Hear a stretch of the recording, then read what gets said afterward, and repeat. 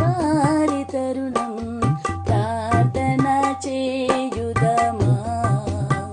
సంగమ మౌనము దాల్చకుమా, సంగమ మౌనము దాల్చకుమా.